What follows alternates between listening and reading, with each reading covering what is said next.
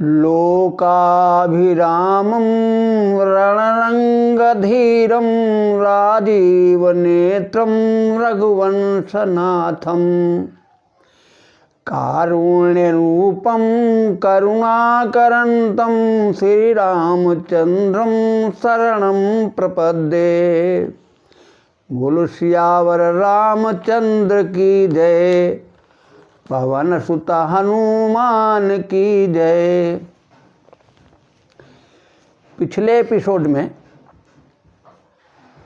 ब्रह्मा जी और शंकर भगवान जब रावण को, कुंभकर्ण को और विभीषण को वरदान दे करके चले गए तो रावण को बड़ा अभिमान हो गया।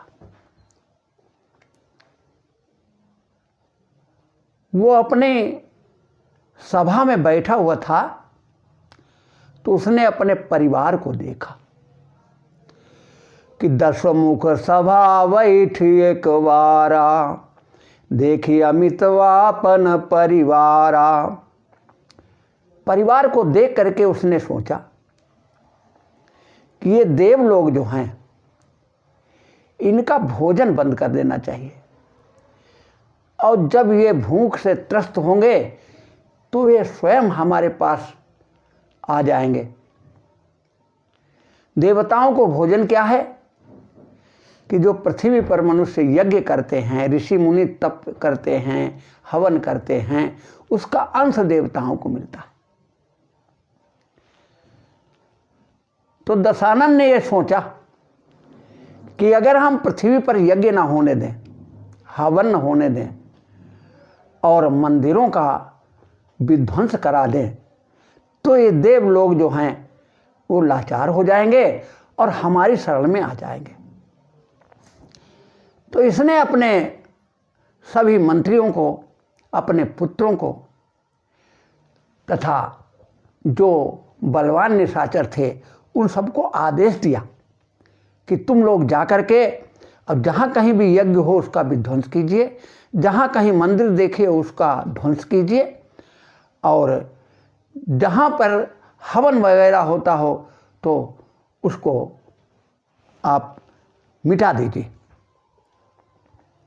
और स्वयं गदा लेकर के और घूमने के लिए निकला।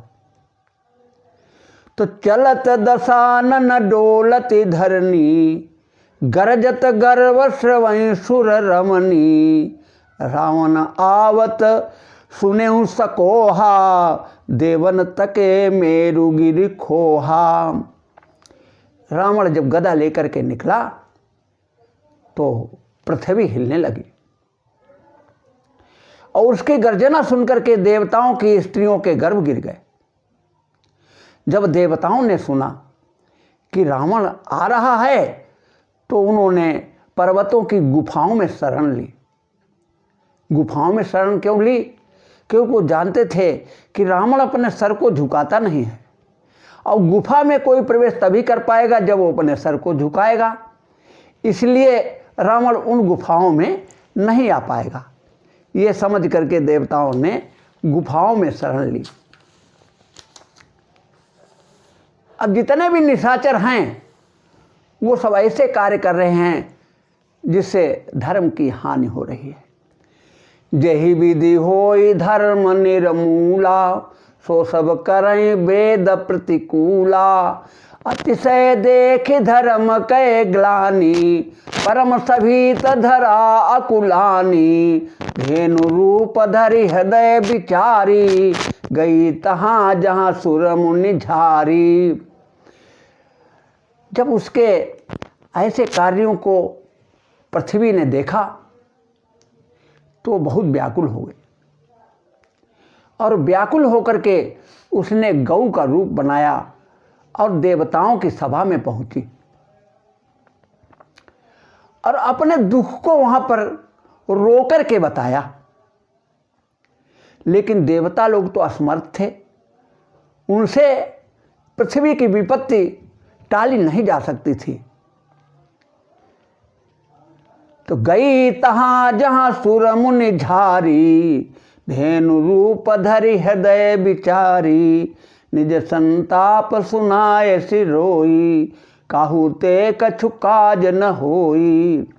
बैठे सुर सब करई विचारा, कहाँ पाई प्रभु करिय पुकारा, तेहि समाज गिरजा में रहेऊ, अवसर पाई बचन एक कहेऊ। सब लोग यही सोच रहे हैं कि प्रभु को कहाँ प्राप्त किया जाए जो हमारी इस विपत्ति को टालें। कोई कह रहा है कि प्रभु वैकुंठ धाम में मिलेंगे, कोई कह रहा है प्रभु क्षीर सागर में मिलेंगे। शंकर भगवान कह रहे हैं कि उस समाज में हे पार्वती जी मैं भी विद्यमान था और अवसर पा करके मैंने भी एक बात कही। शंकर जी ने क्या कहा कि हरि व्यापक सर्वत्र समाना, प्रेमत प्रकट होई मैं जाना। कि भगवान तो सभी जगह, अगर प्रेम से उनको पुकारा जाए तो वो यहीं प्रकट हो सकते हैं। शंकर जी की बात को सुनकर के सभी देवता बड़े प्रसन्न हुए और भगवान की स्तुति करने लगे। जय जय सुर नायक जन सुखदायक, प्रणत पाल भगवंता, गोद जहितकारी जय असुरारी, सिंधु सुता प्रिय कंता, पालन सुर धरनी अद्भुत करनी, मर्म न जाने कोई, जो सहज कृपाला दीन दयाला, करहु अनुग्रह सोई। ये स्तुति 4 छंदों में है। इस स्तुति का जो नियमित पाठ करेगा उसके मनोरथ पूर्ण होंगे। अतः ये सब लोग स्तुति को रामायण में देख लेना। जान सभय सुर भूमि सुनि, बचन समेत सने, गगन गिरा गंभीर भई, हरनि शोक संदेह। जब देवताओं को भयभीत जाना और उनके वचनों को जब भगवान ने सुना तो आकाशवाणी हुई। आकाशवाणी ने क्या कहा कि जन डर पौ मुनि सिद्ध सुरेशा, तुम्हें लागी धरी हूँ नर भेषा, अनशन सहित मनुज अवतारा, ले हूँ दिन कर वंश उदारा। प्रभु ने कहा कि अब तुम्हें डरने की जरूरत नहीं है, मैं नर रूप में अवतार लेने वाला हूँ और अंशों के सहित हम मनुज अवतार लेंगे। और कहाँ लेंगे? हम भानुवंश में अवतार लेंगे। तो गगन ब्रह्म बानी सुनि काना, तुरत फिरे सुर हृदय जुड़ाना। आकाशवाणी को सुनकर के देवता लोग प्रसन्न हो गए और वो तुरंत वहाँ से चल पड़े। उनके हृदय में ठंडक पैदा हो गई। अब यहाँ पर देखिए कि एक बार भूपति मन माही, भई गिलानि मोरे सुत नाही, गुरु गए गयो तुरत महिपाला, चरण लागी करि विनय विशाला। इधर राजा दशरथ ने सोचा कि अब वृद्धावस्था आ गई है, लेकिन हमारे कोई पुत्र नहीं है, कोई उत्तराधिकारी नहीं है, तो उनके मन में बड़ी ग्लानि हुई। अतः वो गुरु वशिष्ठ के पास पहुँचे और उनके चरणों को स्पर्श करके और विनय पूर्वक बोले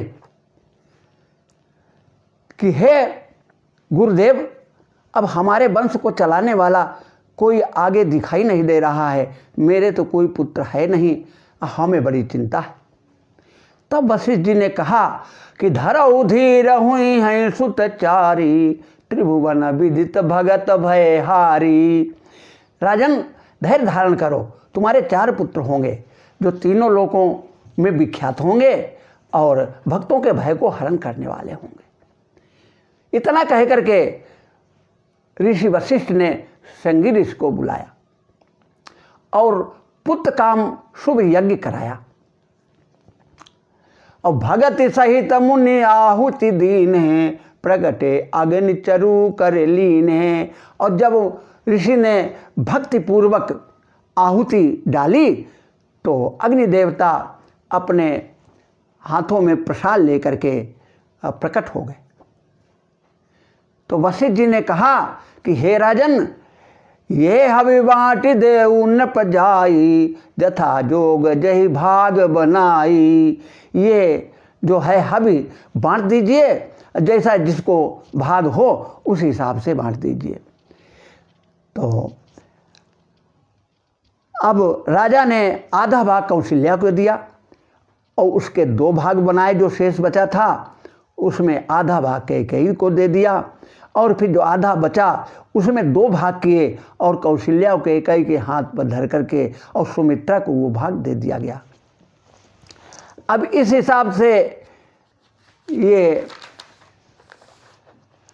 हवि बाँट दी गई। और जब शुभ तिथि ग्रह नक्षत्र आए तब प्रभु का प्राकट्य हुआ।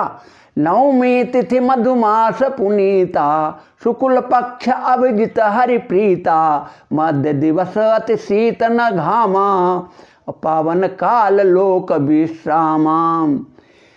तो जब इस प्रकार का समय आया तो भगवान जो हैं वो प्रकट होने की स्थिति में आ गए। सुर समूह अभिनति करी पहुँचे निज निज धाम, जग निवास प्रभु प्रकटे अखिल लोक विश्राम। सियावर रामचंद्र की जय।